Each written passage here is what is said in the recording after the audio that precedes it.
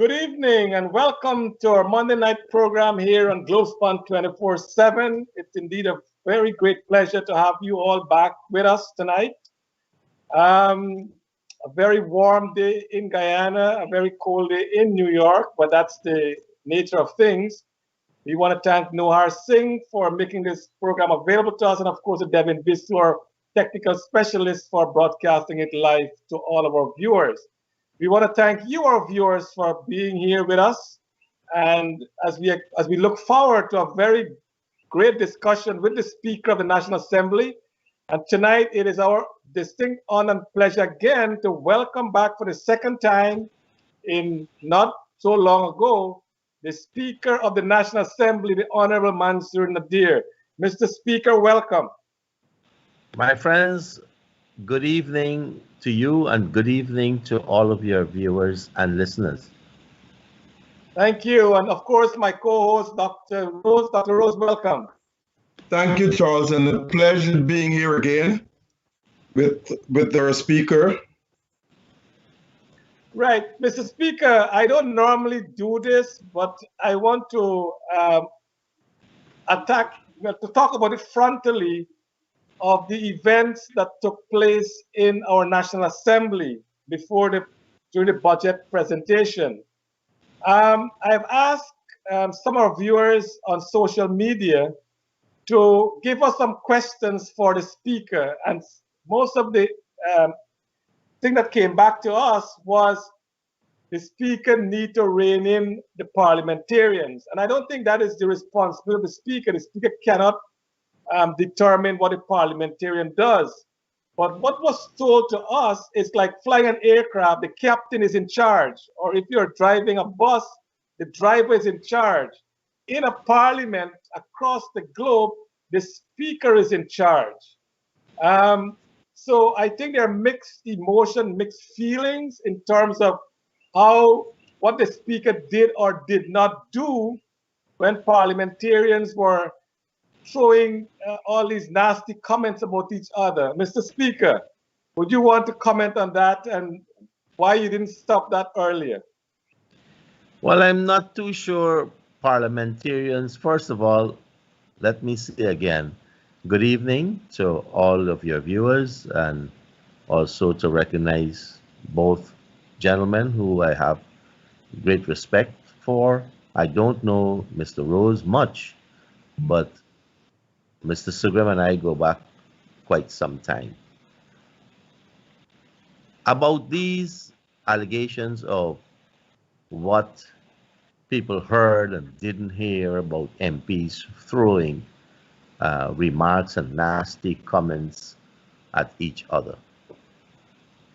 Yes, the Speaker is in charge of the Parliament. And I want to give a little history about our Westminster system. You know, that system came out of the tumultuous time when the common people wanted more power, wanted the king to be more democratic rather than autocratic. And then in the ensuing engagements, we had the Magna Carta, the Great Letter, which was the king's commitment to the commoners and the start of the House of Commons. And that goes back so many centuries. And in fact, the Speaker's job has always been one that was very tenuous. In those days, the Speaker would carry the message from the commoners to the king or queen. The king would appoint the Speaker. And when the Speaker goes from the commons to the king with a message which the king didn't like, the king literally said, "Off with his head."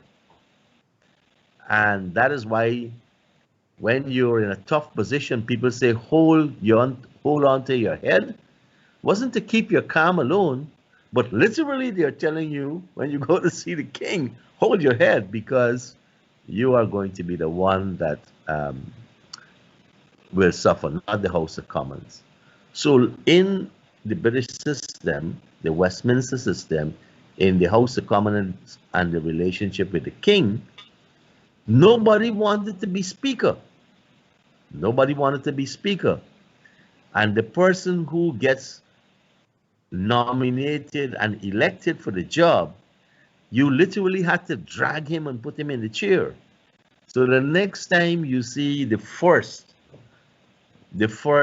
sitting of the House of Commons, you will see them ceremoniously dragging the speaker to the chair because people did not want to occupy the chair because they would literally lose their heads. And so I understood that background. Charles, you know, I come from a long experience over decades of training young people in politics, holding the Caribbean Youth Parliament. I did training in parliamentary procedure from Bermuda all the way to Guyana since 1986.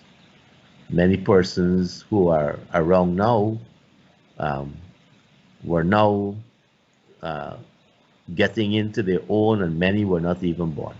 So I give that little history to say that it's a very hot seat. Being the House Speaker is not good pasturing for old politicians. No, it's not. And you do have to be prepared to wield the decisions on all sides. I can't say from left or right because in many parliaments you have so many sides, right? And out of the out of all of the uh, history of our parliamentary engagement, develop this volume, right? And this is the Bible for parliamentary procedure, coming out from the engagement between the king. I think it's somewhere in the 19th century or 18th century that a clerk, Erskine May, wrote all of the rulings of speakers, the decisions of the standing order committees, and I have that close to my right hand, actually.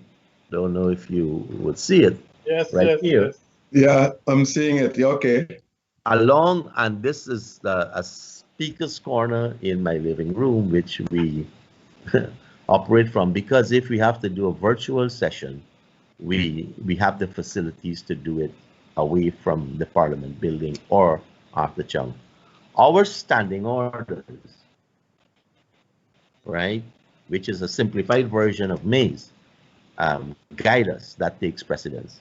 I have somewhere here too Robert's rules, which is more in tune with the American system. And so you apply, when you're going to make the decisions, you're going to apply the first, you're going to refer to our rules, the standing orders. It's online. Anyone can access it. Then if something is not covered there, then you consult with the Bibles for parliamentary procedure and conducting meetings, either Erskine May or Robert's Rules. And so those are my reference tools, and I'm very fortunate to have very experienced clerks to call on. I said clerks because our clerk of the National Assembly, Mr. Sherlock Isaacs, has spent decades in there. He trained under Mr. Frank Narine, and he also has a book on our own parliamentary history. And between the two of them, they've covered over 50 years in our National Assembly. And then I have the opportunity to consult in the region also to wider experiences from the Caribbean. And I want to lay that first because I have the foundation, the reference tools, and the experienced advisors to be able to guide me in the job which I have to undertake. Coming back now to Yeah. coming back now to the question you asked about all the comments.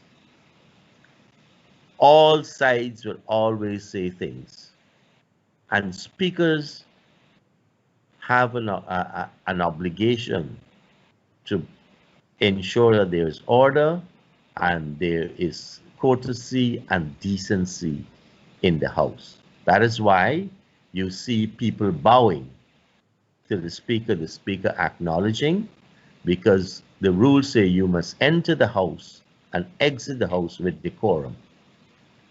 Right? Now, a lot happens. When you concentrate, you're listening to a presenter, the presenter speaks to you. They don't speak across or the side. They speak to the speaker. And so you have an obligation to listen to every single word that that presenter is saying. It's hard to hear the heckle. It's hard to see the gesticulation. If I hear comments, I've seen a lot of persons talk about indecency and what went on, and they heard it, they saw it on YouTube, they saw it on the parliamentary feed. But I'll tell you, I've conducted the last budget debate, the first budget debate under this administration. I've conducted that from this very position I'm in now.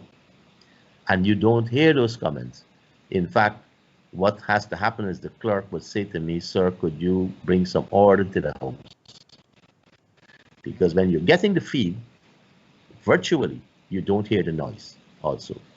But order in the National Assembly has to be maintained by the Speaker. And I cannot shy away from that responsibility. That is mine as Speaker. And so if there is disorder, breakdown, then it's my inability to maintain order. Our rules prescribe, Standing Order 47 deals specifically with how to manage and bring order within the National Assembly. Thank you, Mr. Speaker. Dr. Rose? Mr. Speaker, you know, I always do background checks on our guest. You are from Alboystown. You grew up in a little place they call Titanic Yard or something, which stretches from Hawk Street all the way to La Penitence. Am I right? Yes. And you went to Carmel Primary School and Charlestown Secondary? I don't know if it's fortunately or unfortunately. I went to Dolphin Government School then. Oh, Dolphin, okay. And you had a scholarship to go to Germany from an unusual American institution. I'm not going to call its name. No, you can call his name. I think my background, I am not ashamed of it. Whether I was a janitor, whether I grew up bare feet in Alboystown, whether I swam naked in the Rhineville canals and cocas, I'm not ashamed of it. So you know all about brawling, because Alboystown always been a brawling area. But I'm telling about the scholarship you got from the United States government. You want me to call the name? To study in Germany. I know. I'm going to save you. I'm not going to call the institution name. I'm going to save you on that one. No, you can. But I'm very, as I said, I'm very proud of what I have experienced. I have experienced all sides of the streets, and okay. I was fortunate in 1983 to be nominated by the United Force as a youth representative to something called the Caribbean Youth Conference held in Jamaica. The next year, I was a delegate to the International Youth Conference held in Jamaica, and then I was also elected as the first Secretary General of the Caribbean Youth Institute Youth Conference. And the Secretariat, the late Sir John Compton. So I moved from Guyana to St. Lucia in 19 85 to take up that position. Institution that was founded by the Konrad Adenauer Stiftung in Germany. Stiftung means foundation. It's an organization that got German government dollars to promote democracy and build a cadre of leaders who are going to respect the rule of law. How did you get? A few years later, the Conrad. How did you get that scholarship from a secret organization in the United States, a secret service organization, to go study in Germany? Asquith, you didn't listen to a word I said unless the feed was wrong. I wasn't hearing properly. Go ahead. Okay, let me repeat. I said I received a scholarship from the Konrad Adenauer Stiftung, a German foundation that receives German taxpayer dollars. Okay. To do my master's. So, and I am a proud fellow of that Konrad Adenauer Stiftung. The German system has 4 different institutes that get German. The Friedrich Ebert Stiftung that works a lot with trade unions. You have the similar foundation for business, and you have the similar foundation for other NGOs. So this is the German people had said after the war they would like to ensure that they can tell people of their experience and what democracy means to them.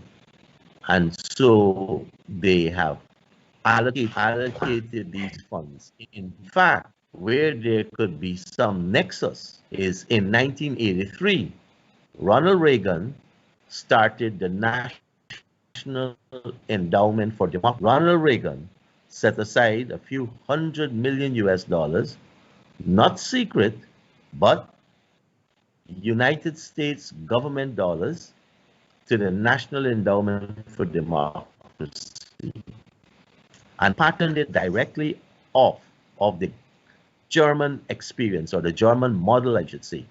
That is how you end up with a National Democratic Institute of International Affairs, which is the arm of the Democratic Party, and you ended up with the National Republican Institute of International Affairs. Okay, great. And yes, I am also a proud recipient of several training programs under the National Republican Institute of International Affairs. Okay. Now, the words National Assembly and Parliament have always been used interchangeably in Guyana, but I know it means 2 different things. Can you explain to our listeners what is the National Assembly and what is Parliament, even though they're one and the same in theory, but in reality they're not? Dr. Rose, in reality, and there is the Constitution, and the Constitution of Guyana says that there shall be a Parliament of Guyana, His Excellency the President and the National Assembly. So that is the Constitution. Parliament has 2 institutions, the institution of the presidency and the institution of the elected members. The elected members and the nominated members, because the government is allowed to nominate 4 technocrats and I think 2 parliamentary secretaries who shall sit as members. And that is why this is the process. The National Assembly will receive bills from the government, also from private members, and they will debate those bills, and when those bills are passed, His Excellency the President will have to assent to the bill. And so that's the institution of Parliament, moves a bill from the floor of the House. When it's assented to by the President, it then becomes an act of Parliament. So there's no theory about it. That's written in the supreme law of our country, and there is a reality that equals to our Constitution. Okay. Now, Mr. Speaker, can you explain to the listeners how long one has to serve in Parliament before he or she could receive a parliamentary pension? I think the minimum service is 5 years to get a parliamentary pension. And I think it's in sync. We had changed it once. And you had to be 40 years of age before you could start receiving a pension. And the pension is not a non-subscription pension. It's a contributory pension scheme. Every month, you have X amount of dollars deducted, just as a public servant. You have X amount of dollars deducted towards your pension scheme, there is no automatic entitlement you have to contribute to. And depending on your years of being a member of Parliament, your pension would increase in terms of percentage of your last salary. So there is a formula that is worked out, and you would go through that. I just did some quick research, and I said over 50 years between Mr. Frank Narine and our current very experienced clerk, Mr. Sherlock Isaacs. In fact, together they have 80 years of experience as clerk of the National Assembly. Okay, coming back to Mr. Sherlock Isaacs, he's known to be the clerk for umpteen years, maybe two plus generations. But he's always been like... Not generations, sir. 2 generations, as far as I can remember. A generation is 33 and a third years. So no, 20. A generation in North America is 20 years. Okay. I thought that a generation, they have 3 generations in a century, and 33 and a third year, but I could be corrected. Okay. Now, but noting that I'm sitting in the speaker's chair, we probably should go with me first. Okay. I acknowledge. Okay. Now, he has always been behind the scenes. Can you tell our listeners his role / powers / function in the National Assembly? The Clerk of the National Assembly is the chief person to advise the Speaker. Clerks are very knowledgeable in the standing orders, not only their own, but the experiences of Westminster system and also other systems. So that is extremely experienced. In fact, the Commonwealth Parliamentary Association has asked him to chronicle and to write a book for them on parliamentary procedure in the Westminster, especially the English-speaking system.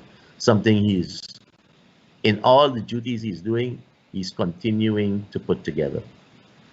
So he is knowledgeable. He's been a public servant for all of his life. He's been in Parliament for a few decades, yes. And he is well-schooled.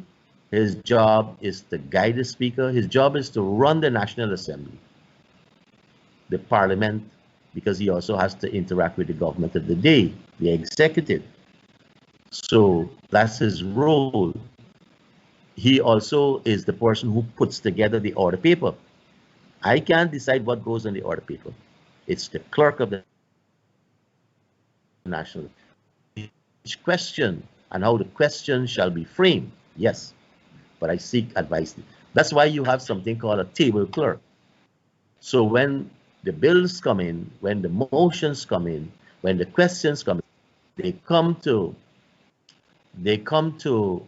the table officer. The table officer will take it to the clerk. The clerk will get his staff together, and one of the good characteristics of Mr. Isaacs is he exposes the clerk so they can get experience and say, you have to read these questions, you have to read the motions, against the standing orders. So you have to be guided. So that, Okay.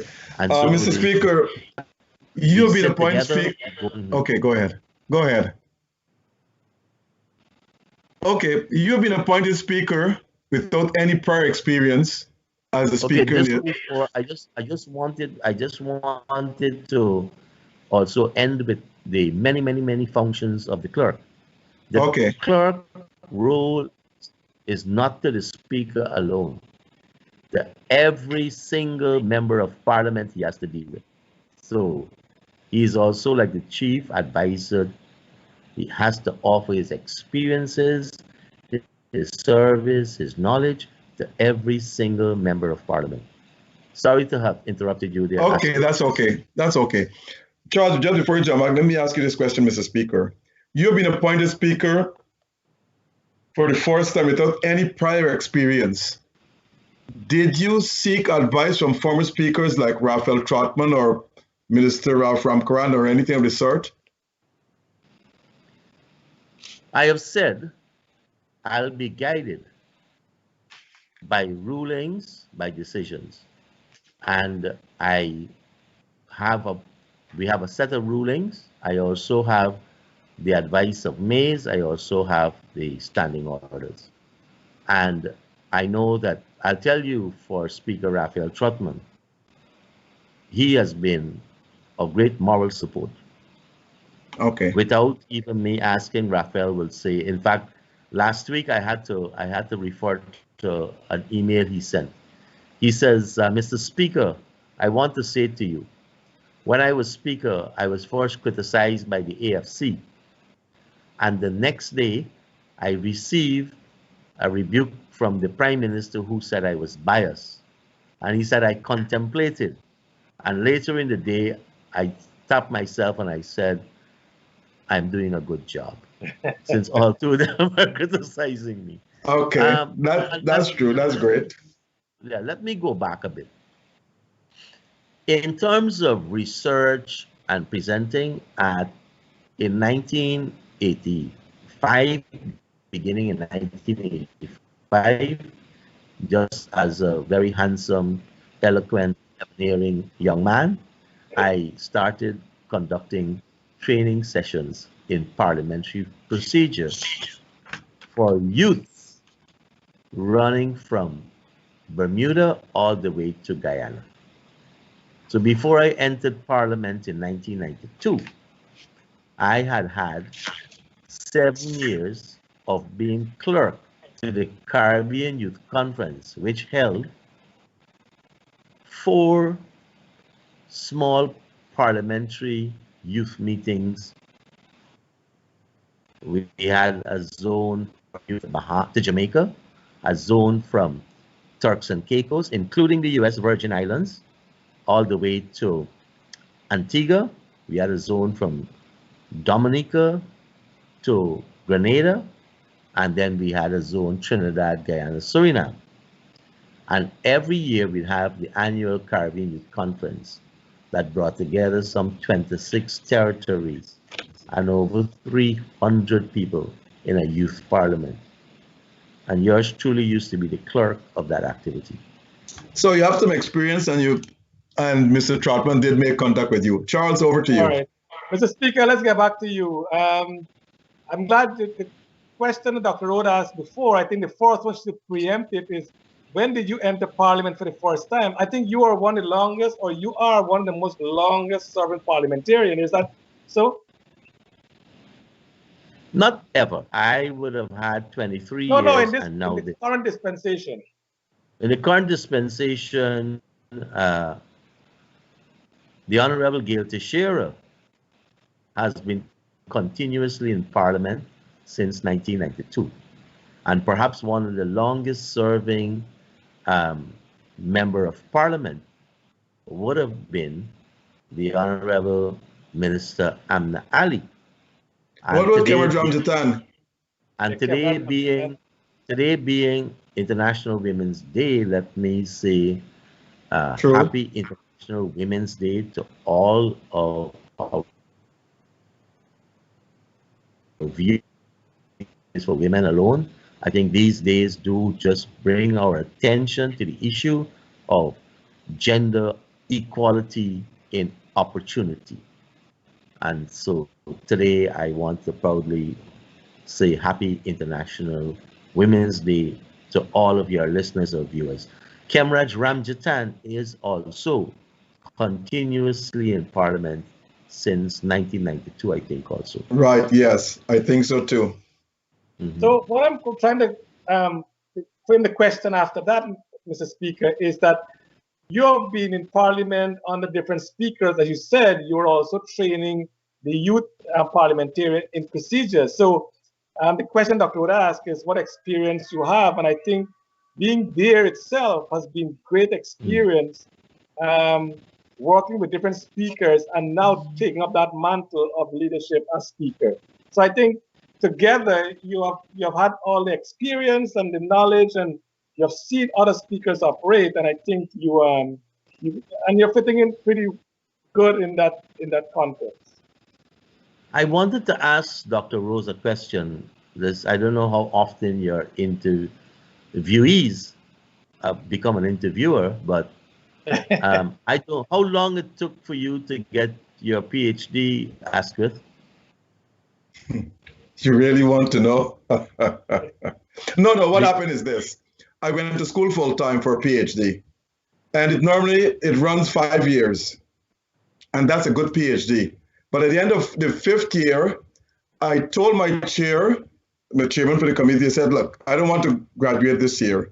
I want to still be in school for an extra year to learn more. So when I get out of school, I must have thorough knowledge. So I spent 6 years doing a PhD. Thank you very much. Thank you very much, because after my master's, which was 1987, I had the opportunity to continue training in parliamentary procedure as a trainer. And then I entered politics in 92. So from 92 to 2015 would have put me at 23 years. And if you took 6 years to do your PhD, I probably had 4 PhDs in parliamentary procedure. Okay. That's right, okay. Speaker, as I said in our first interaction with you when you became Speaker of the National Assembly, that every speaker will have his or her own style. And I am intrigued really with the British the House of Commons, their speaker, at least the prior one. I've not listened to the current one, but the prior one, his style makes you want to listen to him, because even though he might say some things out of the blues, he keeps the tone of his voice and standing up. He keeps the parliamentarian in check. Now, we had Minister Manik Chan in our last program, and she rightly said, and I totally agree with her, that Parliament is a place where parliamentarians they have the freedom to express themselves in almost anything. But she also mentioned that we need to have respect for each other, as you mentioned in your opening statement, that the parliamentarians speak to the speaker, not to the other members. And even as I look in the papers, the former Prime Minister, Hamilton Green, he came out and brutally attacked, what the parliamentarians did during that time. So my question to you, Mr. Speaker, is why didn't you assert yourself at that time and says this will not be done in this house, but you allow it to go on? Well, when you were small, Charles, and you continue to disobey some of the yellings from your mom and warnings, she used to tell you, I'm giving you a long room, right? And I felt, oh, that's a serious deal. I like to give people an opportunity, and Charles, you know me, I'm extremely patient. And on this that we played when we were small. In fact, there was a gym in our boys' town called YMCA Boxing Gym with a famous boxer, Beckles boxing out of that gym. And all of us used to spar. So when you get a cuff and you want to cry, the bigger guy says, you cannot be like a man with a cold. You have to be a boxer. And what is the difference? The boxer blows the man with the cold, he blows his nose, but the boxer knows his blows, right? And I never forget that. So it makes you take and swallow a lot of things. Disrespect. Persons will use disrespect as a synonym for militancy. In my book, it's not. But sometimes you have to allow it. You have to allow it. And so I told them I will rule by these rules. Until these rules are changed, I have to be guided by them. And so if you come in with dress code that's not in these rules, I will not allow you. Right? Times have changed. People recognize the origin of certain things has to change. I sat on the Parliamentary Committee reviewing the standing orders and writing the manual. We have to end up, the manual for interpreting these standing orders is 3 times the size of this. And the late, and in one of the last assemblies, we did an entire manual. We spent years. So I will say to you, yes, I manage in my own style. My style is to be tolerant, to talk and talk. But when this standing order in 47, it speaks of gross misconduct. Gross. So we ended up last week in a situation of gross misconduct. And so it was time now to read out the rules to people. Bring the gavel down. And I think, Mr. Speaker, I think people were public.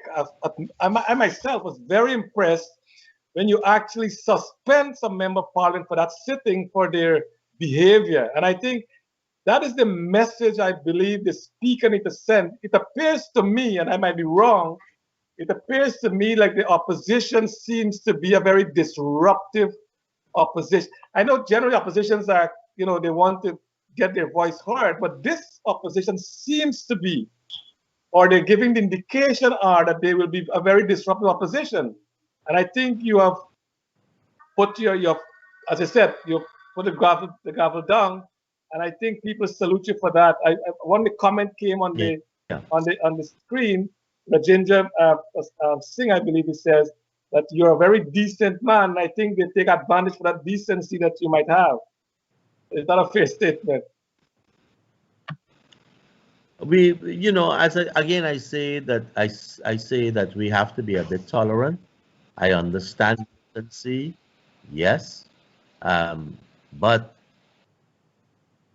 standing order 47.9 gives me the power to ask someone to withdraw a suspend.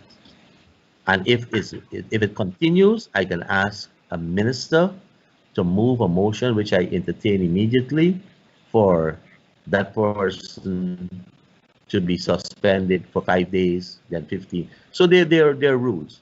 It also provides for the speaker to call for a member who refuses to remove to be taken away by force out of the assembly, and something I did not countenance last week. Mr. Speaker, when we come back, we like your frontal answers to these questions. You're very upfront with what happened. There was some cartoon in the newspaper that was indicating that the speaker wants the reporter to be muzzled. And let's talk about that when we come back. We'll be back. The audience will be back very soon. Okay, 1 minute. You can now have all your groceries delivered to your home. AllFromOneSupplier.com has all your grocery needs, plus all of your West Indian items. Purchase all your groceries and all your West Indian items from one place and get free delivery to your homes and free shipping. AllFromOneSupplier.com has free deliveries locally in New York and free shipping to all U.S. states. Our shoppers choose the best items packaged nicely and delivered to your home. We have all your grocery needs and all your West Indian items, a one-stop shop. So place all your orders on allfromonesupplier.com or call 718-551-3292. That's online at allfromonesupplier.com or call 718-551-3292. Get all your groceries and all your West Indian items from allfromonesupplier.com with free deliveries and free shipping to all U.S. states. Travelspan offers all airlines, such as American, Caribbean, and JetBlue. So let Travelspan compare all airlines and offer you the best fare. Call Travelspan at 718-845-0437 for the lowest deals between New York, Miami, and Guyana. That's Travelspan at 718-845-0437. Call Travelspan in New York at 718-845-0437, Georgetown at 227-1701, or Berbice at 337-4287. In New York, 718-845-0437, Georgetown 227-1701, or Berbice 337-4287, and West Coast Demerara at 269-0140. Let Travelspan book you the best deals for you and your families.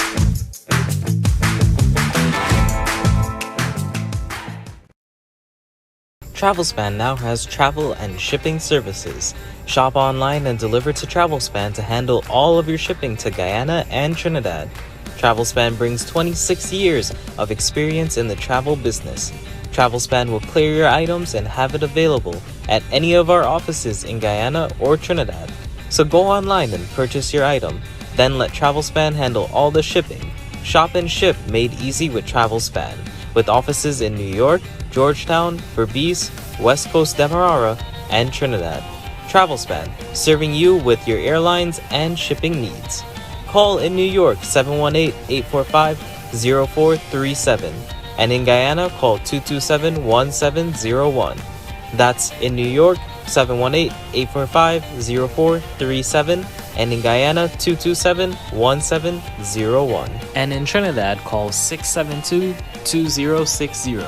That's 672-2060.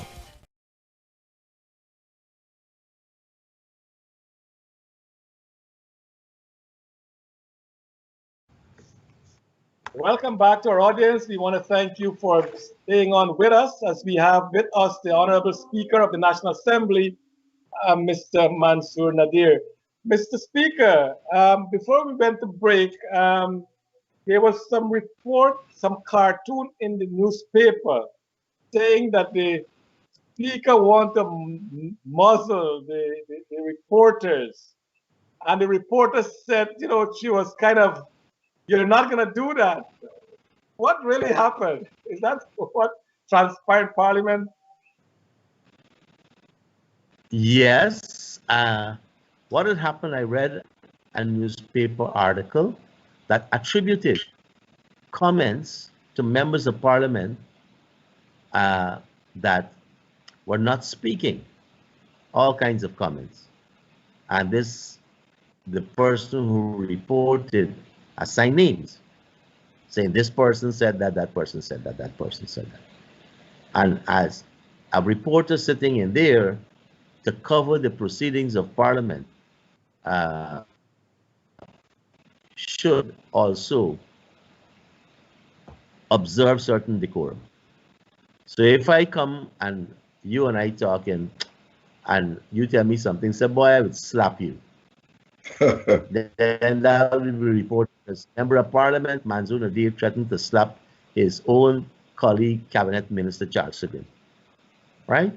Without context. And so we had an article, and the press corps, and I said to the press corps that in some parliaments, in some courtrooms, they don't even allow a recording device or a report. They will ask a sketch artist to come in.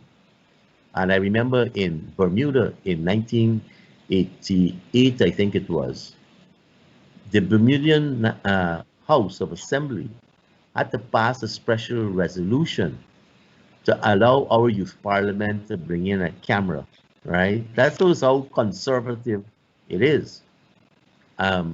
So I caution, and if I was lampooned, I will say to the person who constructed the cartoon, he made me look as if I am aging very debonairly. Well, Mr. Speaker, as I said, the comment that we had on the screen was that you're a very decent man.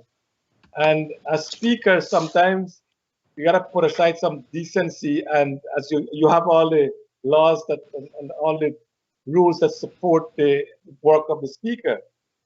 Does our parliamentarian, are they, I don't want to be derogatory to our parliamentarian, but I don't know if you're going to answer this question, but are they ready for parliament, some of them, to be a parliamentarian? I would commend all of the parliamentarians who are sitting in the House now, and all of the parliamentarians, including the first-time ministers and the first-time sitters, as having done extremely well. But like outside of Parliament, there are many, many instances where party loyalty and loyalty to politics overrule conscience. That's why in many parliaments you say this is going to be a conscience vote. The reason why you have an opposition chief whip and a government chief whip literally is to ensure that your MPs stay in line. In the British or the Westminster system, we have strong party structures. To the fact that they say that in the British system, the Westminster system, we have dictatorship of the cabinet. Similarly, the opposition has a whip and will keep their MPs in line. I will tell you for me, the moment I got an indication I was going to be nominated as Speaker with a good chance of getting the position, I started reacquiring information with respect to parliamentary rules and procedure. And that includes how to guide people along. We had a delay in the execution of a training program for members of parliament. Every new parliament benefits from a training program that is organized by the Clerk of the Assembly, right? Unfortunately, because of COVID, the challenges of a late budget, we were only able to do that training program in February of this year. We also do get the benefit of the Commonwealth Parliamentary Association, this grouping here, which is the grouping of the Westminster Parliament, and they would also help us with doing training programs. And we do have running programs for MPs. The members of Parliament, whether it's a conscience call or a party call, they have to conduct themselves with certain amount of decorum. They will improve, they will get more experience. Nobody wants to be embarrassed because of lack of knowledge. And so if I stand up to ask a question that's out of order, I wouldn't want to be continuously being embarrassed because of that. And so I'm sure many of them will familiarize themselves with some of the standing orders that become very challenging. I also want to say that where the press is concerned, they're there. The press is in the National Assembly as a guest of the Speaker. And the rules do say they must also conduct themselves with decorum, not because you're the press. And in fact, I've been extremely liberal. The Press Association came to me and said, we're having a problem with feed coming out of Parliament, right? I think it was reasonable. And then when the feed came, it had different brandings on it. And to take that out and own it as their own would break copyright rules and so forth. So they wanted the original footage. And I said, sure, you're going to get you're going to get an opportunity to come in, and you share the fee. And we have reserved an entire row in the dome for the press. So I report, there's a difference between, in my view, reporting and interpreting. So if you're a reporter, report. But if you want to now come into the role of commentator and opinion maker and shaker, then there's another position for you. Yeah, and let me just go back. I was just making some references. Parliamentarians can get a pension after 3 years. 3 years. And it's a contributory scheme. And if you don't qualify to, with that 3 years, you get a gratuity. Okay. Mr. Speaker, before Dr. Rose come on, what you said there also, it is cause for concern now, because you said that training for the parliamentarian took place in February.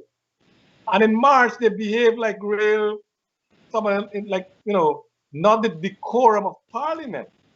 So was that training of any benefit to them, some of them? I leave the opinion to you. I'll defend my members of Parliament. They are mature, educated, exposed, experienced people in all walks of life. All walks of life. You're a very intelligent man. And I like your approach. But are you thinking of with the past month or so, is Parliament now looking to have additional training or more intense training for parliamentarians, so at least the decorum will be lifted up to a higher level? Charles, information erases ignorance. Ignorance is a lack of information, right? Now, the MPs that are first-timers, MPs that may have forgotten the rules, they will have an opportunity to revisit, examine all the challenges that happened over the last 7 months with this 12th Parliament of our country, and I'm sure they will improve. Also, we have this Commonwealth Association here. We have a pending training program for all MPs with them, and that will bring an international flavor to our current 12th Parliament. We also have another program which the Caribbean Development Bank is going to be hosting shortly with us. And we are engaged now with all of the parliamentary associations worldwide who can offer us that kind of training. This one here, the IPU, the Interparliamentary Union, is an organization that's over 130 years old, 1889, the IPU. And we also engage with them. Maybe good or bad, yours truly is now serving on the executive of quite a few of these. But what we will have is continually producing information. The clerk is available, as I've said, to advise every single member of Parliament, not just the Speaker. Okay. Every single member of Parliament. Mr. Speaker, quickly, if you don't mind, I know you said 3 years parliamentarian gets their pension, but I was signatory to a letter that Dr. Decorum wrote that Balram Singh Roy, who was a member of Parliament in the 50s, I believe, he's 100 years now in England, and he has been denied his parliamentary pension. Also, Mr. Kit Nascimento, he responded to that and said he also is not getting his pension. Why might that have been what is the problem for these parliamentarians for not getting their pension? I'll say today, Kit Nascimento is qualified. Definitely Balram Singh Roy should be qualified. It might not, and I don't have the information. I'm speaking here out of lack of information, ignorance. Is it that they're not getting a pension that's indexed to cost of living? Physically not getting a pension. So my understanding is that every parliamentarian who is still alive and served and is qualified for a pension is getting it. That's my information. Last time I was updated by the clerk, The issue here is that receiving a pension that you can live on. In the last parliament, a special act was passed to give Mr. Hamilton as a singular person an increased pension based on existing. So we have to be careful, and I will definitely. Speaker, but Parliament pays the pension, right? It comes off the parliamentary budget. Mm. Is that so? Repeat that question for me. Is the pension for parliamentarians who are not there paid out of Parliament's budget? The pension is paid out of the pension scheme, the government pension scheme that you contribute to. So that comes out from what is managed by the Ministry of Finance. Yes. So the clerk of the assembly will not know who's getting pension or who's not getting pension. Yes, yes, the clerk will know who is getting it, because the clerk, like a permanent secretary, he's the chief accounting officer, chief administrator, has to send a letter to the Ministry of Finance. He has to send a copy to the Auditor General, so there are some checks and balances in the system. My question should really be, does he get a list of all the parliamentarians who are receiving pensions? The clerk of the National Assembly makes that list. Remember, right? He has that. If you're asking me if the Ministry of Finance would send back information and say, person X honorable member is no longer with us, I am not too sure. I'll find out. But as far as I can remember, the clerk has said to me, with respect to Balram Singh Roy, we still need information. Something is lacking there. And he will look at it again. But it's a good thing. Every government pensioner, including members of Parliament, have to do a life certificate every 3 months. There has been some suspension because of the COVID. So if you don't physically go and present yourself to the Consul General, the Ambassador, the Embassy, or the Ministry of Finance, you will miss your pension. If I had my wallet, I'll show you the slip. When you go in, they will literally write in the slip, come back 3 months hence, right? Which month you have to come back. But I'll check on Mr. Balram Singh Roy. And no, Kit is getting a pension. Oh, Kit might not be getting the pension he wants, but he's getting a pension. Okay. Right. Right. So he was not very honest. Yes. All right, Dr. Rose. I will be applying for my pension from Parliament. So the Speaker will receive my application very soon. Mr. Nadir. I trust that you get into Parliament under the speakership of Manzoor Nadir. And your last 3 years. No, I was in Parliament before you became Speaker. I was in Parliament under Dr. Jagan's brother. What's his name when he was Speaker? Derek Jagan? Derek, yes. So I have to apply for mine. You can't remember, but I'm telling you, I'll be applying for mine. Anyway, Mr. That's just a joke. Mr. Nadir, Speaker Nadir, you've been a member of Parliament for a long time. You've been in politics as far as I know, going back way back when. How many times in your short lifetime have you witnessed members from both sides of the House dishonor the people's house the way they did in this year's budget? I don't judge Parliament that way. I remember in the 80s when I used to read religiously Christian Science Monitor and The Economist and World News. I was reading one of the Asian parliaments, and one of the MPs said to another one that, don't worry with you, you're so expletive, the biggest lump of garbage. And the guy responded to say, and you're the biggest cockroach living on the garbage. So this is the kind of devastation, aggression. In the Indian parliament, you see objects flying. There's a culture in India where people like to take off the slipper and slap you and beat you up with it. You know, it's dishonorable for you to get beat up with a man's slipper. So all these things happen. I trust that they will never manifest itself in our parliament under my leadership. I think at that point, you will see the speaker resorting to other actions. But as I said, my job is to conclude the business of the National Assembly, not to leave it hanging. That's my objective, to conclude the business of the National Assembly.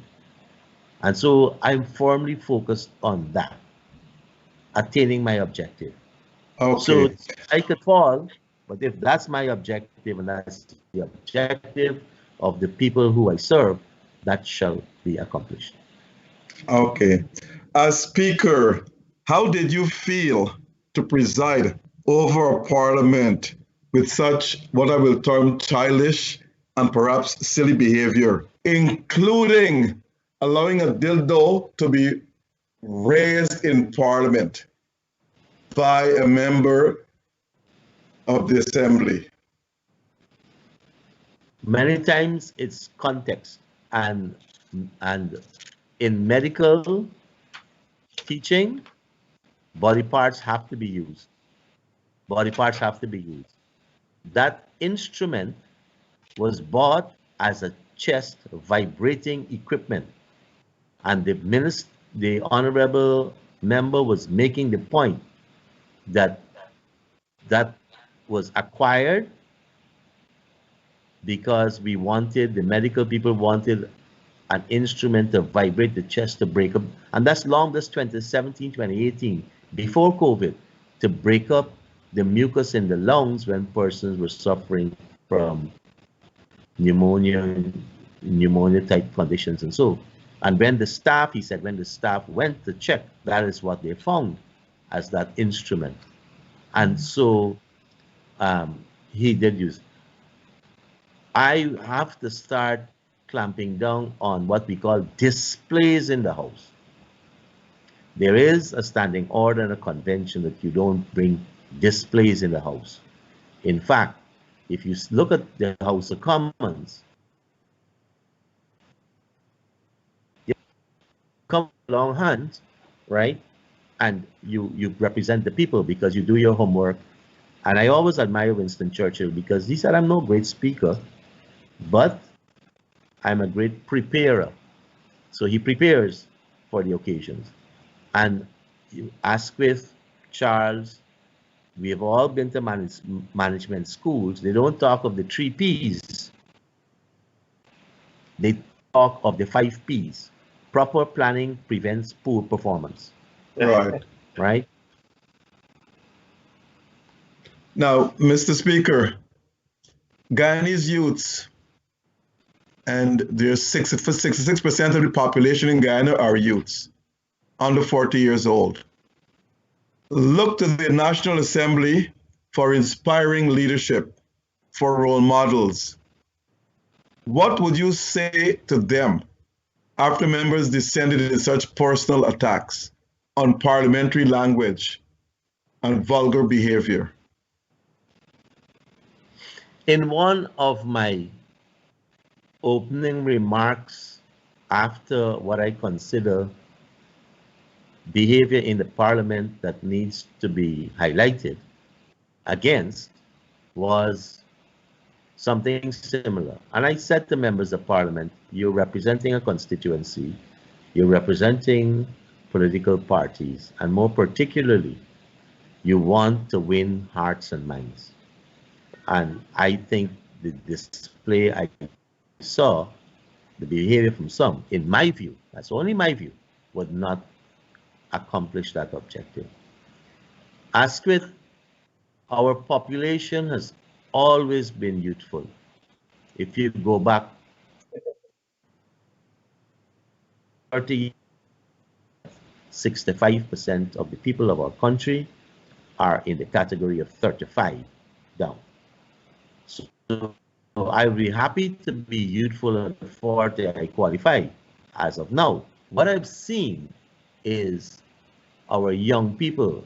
And the last general elections started to push us in that direction, are very concerned with respect to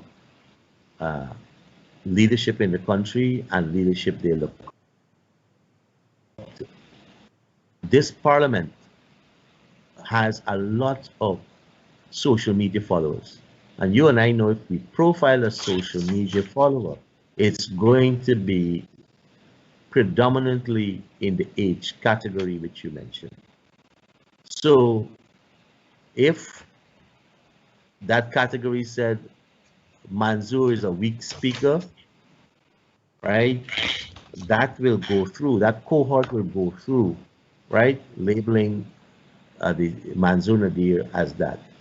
If I want to ensure that that image change, I might change. But I'm not in a popularity contest. This is not a popularity contest for me. This is conducting the business of the nation. So if I have to get licks from both sides and be unpopular, but I get the job done, that is what I am driven by. Again, Mr. Nadir, can you tell our listeners about parliamentary decorum, parliamentary code of ethics? Briefly, what are they? What members in parliament ought to do and ought not to do? A number of things. Your speech should not be inflammatory. Your speech should not contain certain words. And so we had to list in this last session, this budget session, a number of words: gangster, criminal, corrupt, cheat, thief, liar. Those are unparliamentary words. You can't come into parliament with a Michael Jackson jacket. They say structure dictates performance. So you come in, groomed, take your seat. You also address other members with a salutation. And our standing orders say that salutation is the honorable or comrade. Some people don't like comrade. So instead of saying he over there, them over there, this one here, you say Comrade Charles, the Honorable Dr. Asquith Rose. So this type of behavior, conduct, will help bring order. But they say, order is no news, and you don't become a newsmaker by being compliant. So some people like to push the button, right? If Shemron Hetmeyer comes into parliament, if he's an MP with his red hair, what do? If I allow it, then no question. If I disallow it, that is news. That Manzoor got something with a mohawk hairstyle. But we have this standing order which guides us with respect to how you conduct yourself. I just stated 3 examples: dress, addressing people, decorum, use of language. Right? And when you're entering the house and leaving the house, as I said earlier, decorum. You cannot disrupt the house, right? I remember even speaking to members of parliament after we had instituted 2 podiums for where people can speak. And I saw many members walking behind the camera. And I said, this man is speaking. When you walk out of the assembly and the camera catches you, it looks like if you have no concern about what's happening in the institution, you should sit and do the people's business, because that's what you're elected for. So if you want to leave, use another route, So you can't disrupt.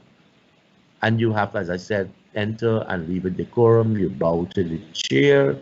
literally saying, I'm here, I welcome you, arrive, take your seat. When you leave, you're asking permission of the speaker to leave, literally, but in a graceful manner. Sir Isaac Gregory Thompson once said that parliamentarians are supposed to be schooled in the art of decency and honesty. Do you think that exists in Guyana Parliament today? It exists in our parliamentarians.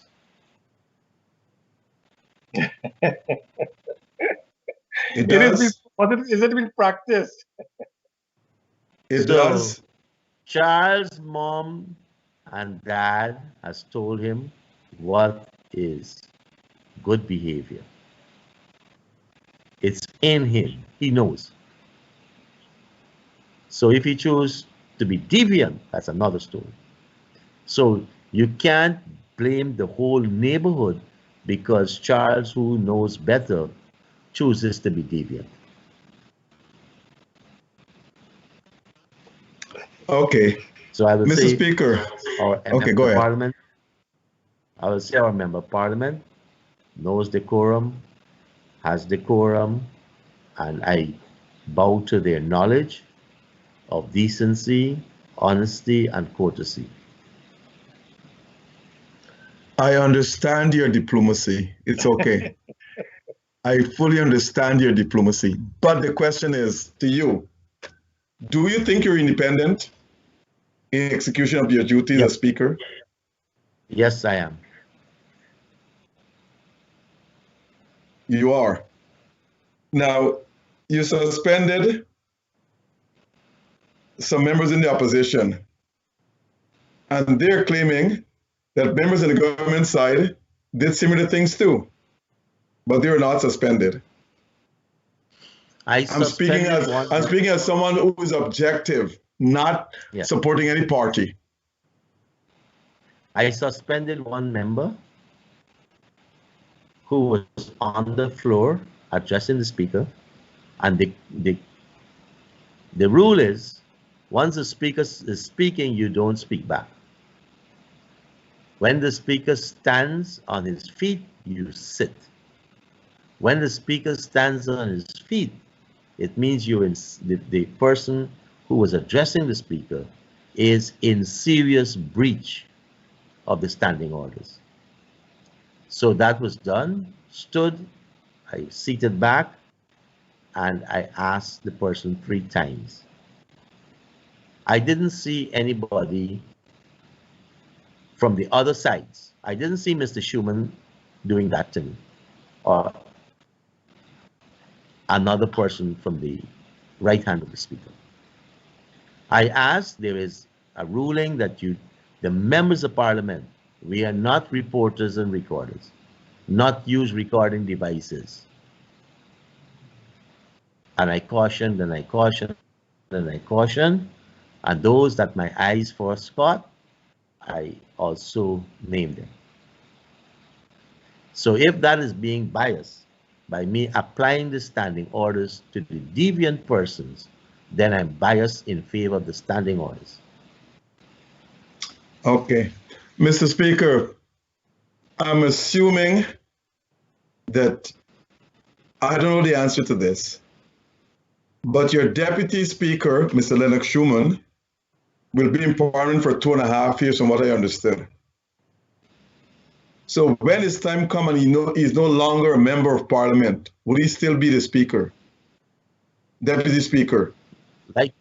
Like you, I don't know the term for which the Deputy Speaker has been elected, neither do I know what the joint list will do or what the entire assembly will do. That's a crystal ball that very, very few people are privileged to have. So the question to you then, you have to be a Deputy Speaker, you have to be a member of Parliament to be the Deputy Speaker? Yes, you have to be a member of Parliament, an elected member of Parliament, to be a deputy. But not to be the Speaker, though. The Speaker don't have to be a member of Parliament. But no. but doesn't have to come from the elected members. But once the speaker is elected, he becomes or she becomes a member of parliament. So what you're saying then, this is what, 8 months. In another year or so, another year and a half, we don't know who will be the deputy speaker. Because Mr. Schumann will not be the member of parliament anymore. But I don't know. Others might know, but I don't know. It's a good question for the clerk, Mr. Isaacs. Definitely, he wouldn't know. I don't want to speak for him, but remember, this is a dynamic process. Dynamic process. The speaker might not be there in another 18 months. Who knows? Right? There may be a vote of no confidence in the speaker, so who knows? But some religion teaches us that we must live each day as if the last. So I will continue to do my duty as best as I can. And being the Speaker of the National Assembly or of Parliament, whichever way we want to use those terminology, what do you think are the shortcomings of the parliamentary system in Guyana? Or some of the shortcomings? What we have is to review governance. And to the credit of those leaders that we have had, governance has to be a big issue. And as you know, that we have the three arms of the state: the judiciary, the executive, the legislature. So, and the other thing is that we have to have a higher level of understanding. Information is flowing faster among our people of all ages. In fact, my 8-year-old grandson, I was just telling my wife earlier this evening, used the word hex. And I had forgotten what hex was.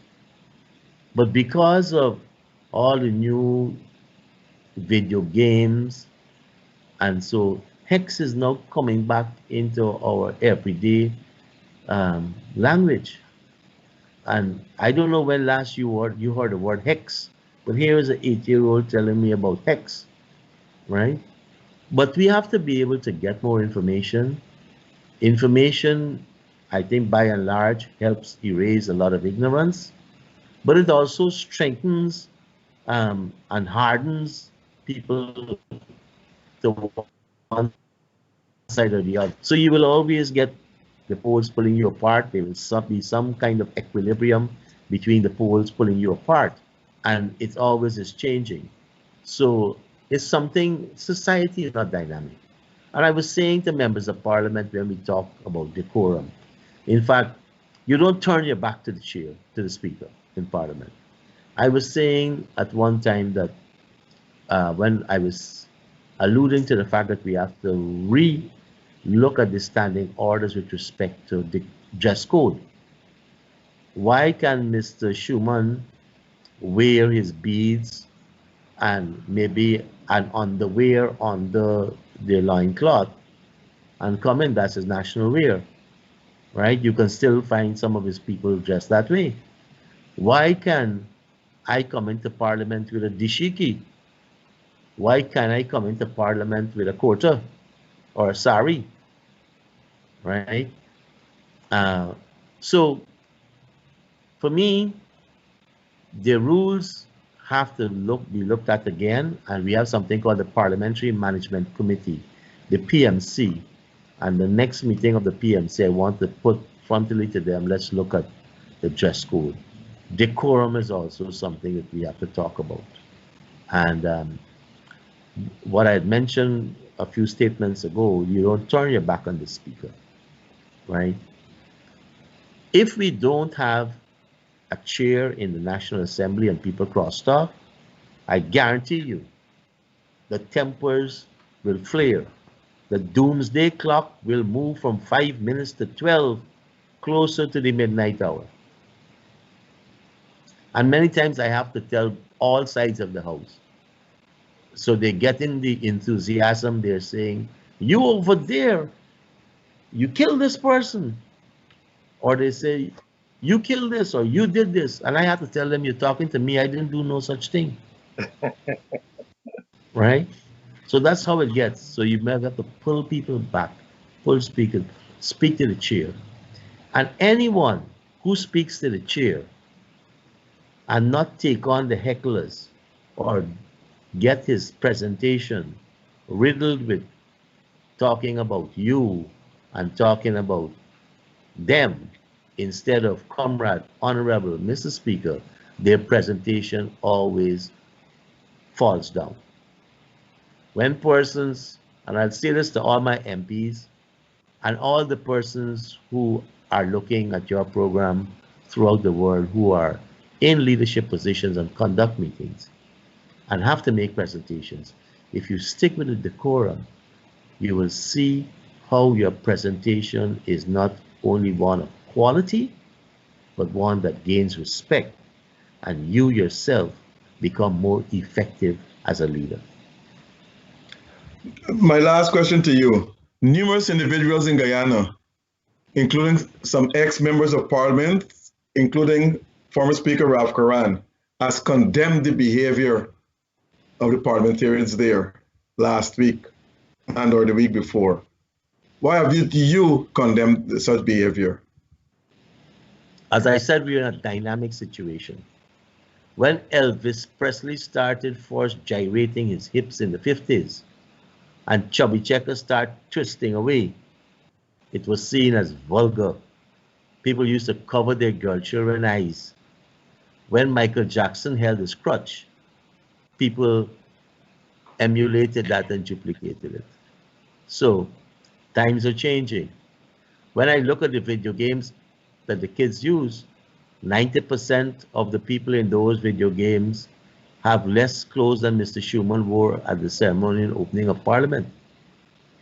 Times are changing.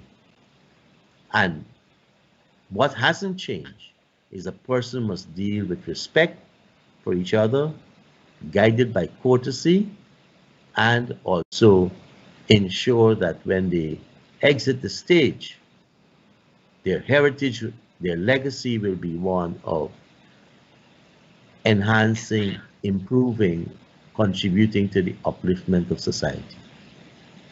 But you as Speaker have not condemned the behavior though. My job is to get the business of the National Assembly done under the rules that I have at my fingertips. Persons who are elected to Parliament, they have a constituency and they are in the job of winning hearts and minds to win the reins of power of the state.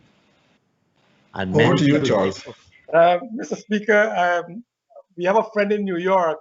His name is Rick Munsami, and as Dr. Rose mentioned earlier, you're from All Boys Tongue, and he said you're bringing up, All Boys Tongue actually prepare you for this job. Let them say to each other what they want, but then at the end you will bring some peace and tranquility to the assembly. Now you have prepared, as you said, a list of terminology that they're not allowed to speak in Parliament, and I think that's a good step. Even though some of us believe that maybe that should have done before the horse left the stable, but it's not too late anyway. Mr. Speaker, in closing. But a correction there, Charles, a correction. It wasn't done this last time. It existed. I just redrew attention. Oh, okay. How many support staff do you have in Parliament to help you in your speakership? The parliamentary staff is substantial. I think the clerk has at his disposal over 100 odd members of staff. And I've said to him over and over again, and the level of qualification that I've seen among the staff and his choice of members of staff, I give him full marks for. We have a highly qualified and also experienced staff in the National Assembly. And I'll tell you, I know because I saw many of these staff members come into the National Assembly as ordinary high school, ordinary qualification, but they were motivated. They were motivated to continue on with education, exposure, experience. And all the clerks and all the speakers have always been working towards offering more training opportunities for the staff. So right now, I think we're at about 122 members of staff, and the crew that will advise, help and guide, prepare drafts. Most of them have postgraduate qualification and a lot of experience. With many technology, Mr. Speaker, with technology changing and the dynamism of technology, do you still need all that physical? I mean, when was the last time that Parliament did a SWOT analysis? We've actually done that just before my time, with respect to the staff, the strengths, weaknesses, opportunity, and threats that's been done, evaluation. But you know, work doesn't, technology doesn't necessarily reduce staff. Doesn't. It offers you better opportunities for greater efficiency and effectiveness. So we can conduct Parliament via a platform like this. And when we have to do that, we have technical people who, I am sure the technical staff behind Globespan 24x7 is a different caliber of person that didn't exist 10 years or 15 years ago. It offers new opportunities. So Mr. Speaker, you also know like that work expand to fill the time available for its completion. So if staff members are, I'm not saying that Parliament staff is doing it. I'm saying if there's slack, you know, there's so many things that they could have done and they just have to drag it out to ensure that the work is secure. I'm not saying it's happening in Parliament, but maybe that seems to be, in your experience around the Caribbean, is the parliamentary staff as big as ours, or they're bigger or smaller? We can't compare apples and oranges, right? We can't do that. A place like St. Lucia with 160,000 people, St. Lucia has, I think, 17 elected members. The closest to us would be Suriname in terms of population and parliament. We do quite a bit here. There's an expanded role for Guyana, Guyana's parliament in the international fora. And I thought that, like Raphael, the former speaker, and Minister Teixeira have said, we can also share our experiences with the world. Trinidad has 1-point-something million people, Jamaica close to 2. They have parliamentary staff that's double and triple, right? I know Jamaica for sure. In fact, in Jamaica, ministers got outriders, and so we can't compare. And if we go to places like, thank you, Mr. Speaker. Our we can apply technology. We can apply technology to improve our efficacy with respect to repetitive things. I can quote all of these things from you without blinking because my staff has already uploaded on my computer the standing orders. It's digital. So I don't have to blink and I can tell you, I can just press my up and down button and I deal with you, right? Any speaker who think that they know it all and got it all, be careful of. Every time you hear that, speak giving me up-to-date advice.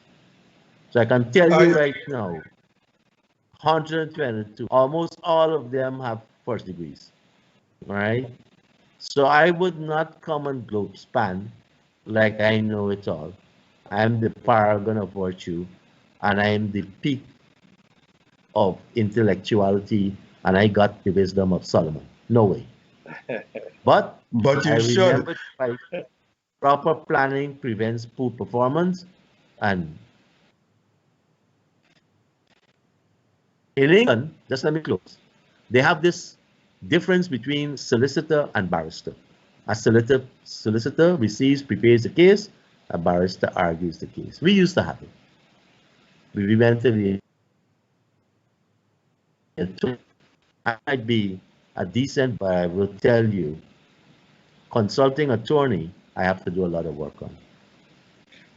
Quickly, Mr. Speaker, Charles, before you go, I want to leave you the food of thought. It's not for you to comment. The clerk runs the parliamentary affairs in Parliament. Why is he called a clerk still? Why not the chief parliamentarian or the manager of Parliament or something? But that's neither here or there. So anyway, Mr. Speaker, we want to thank you so much. It's a position that evolved and recognized, but it's the functions. The speaker in Parliament don't speak. We don't speak. We hardly speak, right? So I should have been the chief of police in Parliament. Judge. So, yeah. But Mr. Speaker, it has been a great honor to have you on tonight for this hour and a half. I think our audience, they're very impressed with your answers. We are very impressed with your answers. And we look forward as you continue in your speakership that this parliament that you are governing will come out eventually. As they always said, a bad beginning makes a good ending. I hope our parliamentarians have learned the last month and maybe some additional training that we will have the best parliamentarian under your stewardship. Mr. Speaker, again, we want to thank you. Anything in closing? Gentlemen, thank you very much for inviting me once again to your widely watched program. I want to say thanks to all the persons who have been tuned in, and a very special thanks to my parliamentary staff who has been right there, they tuned in and has been offering us up-to-date information with respect to Parliament. I want to leave everyone with these words. We always hear about those who live in glass houses. Don't throw stones. And the divine words were, those who are without sin, cast the first stone. Good night, gentlemen. Good night, viewers. It's a good end for the month of Lent. And next week, our guest will be the opposition leader, the Honorable Joseph Harmon. So we want to thank all the listeners again for tuning in tonight, and hope that next week we'll have a larger audience to hear Mr. Joseph Harmon. And in closing, the time on the Eastern Seaboard will change on Sunday. So for those of you who are listening in New York and in Guyana, we'll start the program at 7 o'clock, which will be the same time with Guyana and New York. So instead of being Guyana 8 o'clock, it will be Guyana 7 o'clock from next Monday. So again, we want to thank Nohar Singh and to Devin, our technical specialist, and to all of your viewers out there. We want to thank you. And again, Mr. Speaker, thank you very much. And we pray that you will continue to lead as you know, and to have the greatest parliament that ever sits in Guyana. Thank you. Thank you all, and God bless our country. Thank you. God bless Guyana. Thank you again, Mr. Speaker.